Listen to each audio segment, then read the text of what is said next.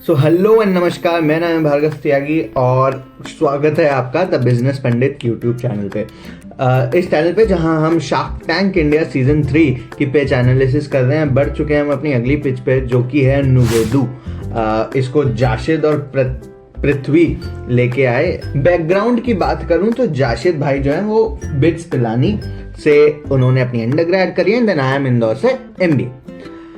Particularly seeing इनका business क्या है, तो ये कहते हैं कि by the use of mushroom के कंजम्पशन से 50% रिस्क ऑफ ब्रेस्ट कैंसर कम हो जाता है।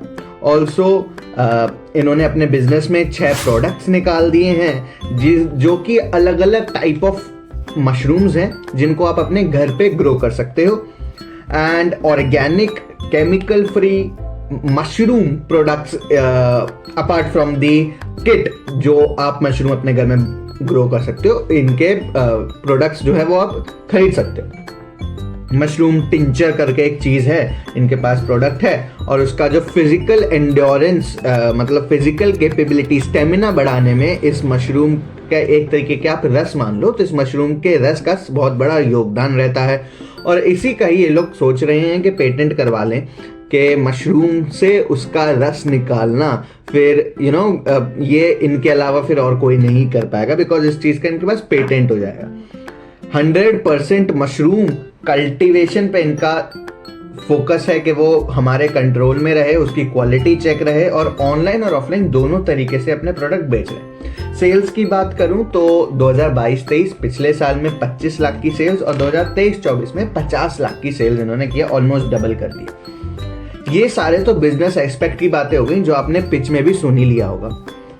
अब मैं जरा अपना एंगल लेके आता हूँ। क्या बिजनेस है वो तो आपने सुन लिया, बट क्यों है और कितना सक्सेसफुल रहेगा और मेरे क्या थॉट्स हैं, मैं आपको वहां पे लेके चलता हूँ। तो सबसे पहले मेरे को लगता है जो शार्क से डिस्कशन में भी बाहर आया वो ये कि मशरूम की मार्केट नहीं है, बिकॉज मशरूम कंजम्पशन उतना ज्यादा इंडिया में होता नहीं है, because of this stereotypical image of plant versus fungi. इसको फंगस माना जाता है, एंड इमेज जैसे कि शार्क्स कह रहे थे कि जब आप मशरूम सुनते हो तो सबसे पहले इमेज आती है फंगस की, और जब आप फंगस सुनते हो तो आपके एक अनहेल्दी, अनहाइजेनिक, डिस्टर्बिंग सा कुछ विजुअल आता है। तो वो इमेज जो फंगस के साथ, जो मशरूम के साथ एसोसिएटेड है, वो तो रहेगी, because it is a fact that mushroom is a fungus. You can't deny it, you can not take that image from it.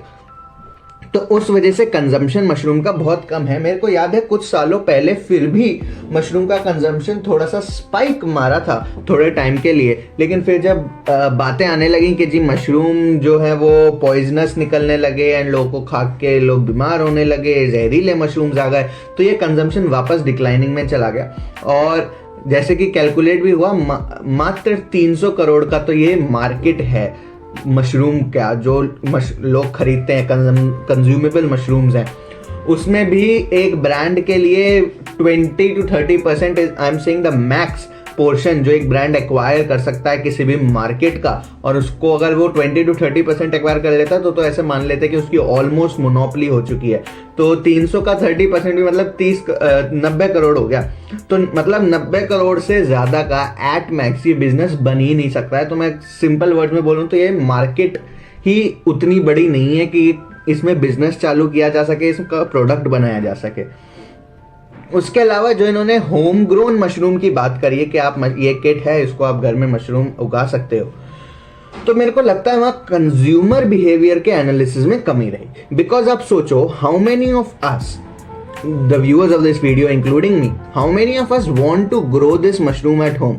मतलब एक पॉइंट तो ये है कि हम लोग मशरूम कंज्यूम ही उतना नहीं करते हैं, उतना क्या मतलब बिल्कुल भी नहीं करते हैं, ऑलमोस्ट 0 के बराबर। उसमें भी चलो मैंने मान लिया कि हम लोगों में से कोई है जो मशरूम खाना चाहता है, तो आप देखो कि जो मशरूम खाना चाहता है क्या उसे वो घर पे उगाना भी चाहता है, ये बहुत बड़ी चीज है।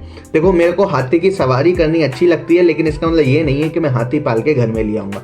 तो वो एनालिसिस करना आई थिंक वो इनका चूक गया, वो इन्होंने नहीं किया, रह गया। बिकॉज अब देखो, एक तो टीडीएस अगर मैं नहीं भी बोलूं कि बहुत ज्यादा एफर्ट टेकिंग प्रोसेस है मशरूम उगाना, अगर वो नहीं है, मतलब एफर्ट टेकिंग तो नहीं है उतना, लेकिन फिर भी एक डिस्टर्बिंग प्रोसेस है। एक, because of the shelf life of the mushroom, केवल 24 घंटे ही एक मशरूम जो है वो आप उसको यूज कर सकते हो, ग्रो कर सकते हो, उगा सकते हो, कंज्यूम कर सकते हो, केवल 24 घंटे के लिए उसकी शेल्फ लाइफ है। दूसरा, स्मेली होते हैं। और तीसरा, वो फंगस की जो इमेज हमारे माइंड में ऑलरेडी कैप्चर हो चुकी है ना, उसको इरेज करना इतना आसान या उसको कंप्लीटली ट्रांसफॉर्म करना उतना आसान है नहीं। तो जैसे शार्क्स ने भी, जब वो इन्होंने half grown and fully grown mushroom को स्मेल किया, it was so smelly. And आप अपने घर में कोई भी ऐसी स्मेली चीज उगाना नहीं चाहोगे। ऑल्सो एक बार अगर आपने मशरूम खरीद लिया और उसको घर पे उगाना चालू कर दिया, एक तो उसकी स्मेल से ही यार आपको आफत आ जाएगी, उसके बाद प्रोबेबली उस स्मेल के बाद आप वो मशरूम का खाने का मन भी ना करे आपका, क्योंकि वो ऑलरेडी इतना स्मेली होता है, वो ऑलरेडी इतना डर्टी काइंड ऑफ आइटम है, फूड आइटम है, कंज्यूमेबल आइटम है कि यार वो नहीं, हम लोग नहीं उगा रहे हैं ना, इसलिए शायद थोड़ा बहुत खा पा रहे हैं। अगर हमने उगाना चालू कर दिया तो वो प्रोसेस के देख के शायद हमारा खाने का भी मन नहीं करेगा। सो आई थिंक वहां इनके प्रोडक्ट की, वहां इनकी रिसर्च की लैक हो गई। इनका जो प्यार था फॉर मशरूम, आई थिंक वो वहां पे एक्सीड कर गया कंज्यूमर के माइंडसेट या बिहेवियर से। तो वहां पे एक बहुत बड़ा गैप आ गया। इनफैक्ट अनुपम ने इसको कोट भी कर दिया कि this is a product without a purpose. तो आई थिंक कि कुछ हद तक ये बात सच भी है। ऑल्सो घर पे मशरूम उगाओ, घर पे ही खाओ, दैट इज ऑल्सो, मतलब आज हम लोग सब्जियां, मशरूम की बात छोड़ो यार, हम कोई भी सब्जियां कंज्यूम कर रहे हैं, लौकी खा रहे हैं, गोभी खा रहे हैं, आलू खा रहे हैं, व्हाटएवर, क्या हम उन्हें घर पे उगाना चाहते हैं?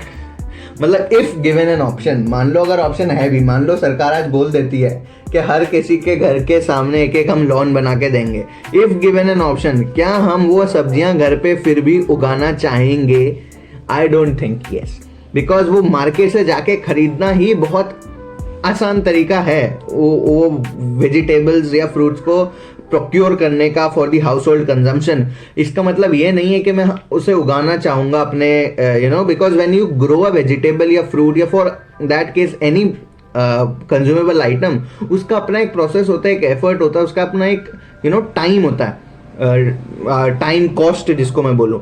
सिमिलरली अगर मेरे को मशरूम खाना भी है तो मैं बाहर से जाके खरीद लाऊंगा, मैं उसको घर पे उगाना नहीं चाहूंगा, keeping in mind all of the fact. तो मेरे को लगा कि ये कोई रियल प्रोडक्ट भी नहीं था। मार्केट रिसर्च की इनकी बहुत ज़्यादा कमी रही। At the end what will be the conclusion?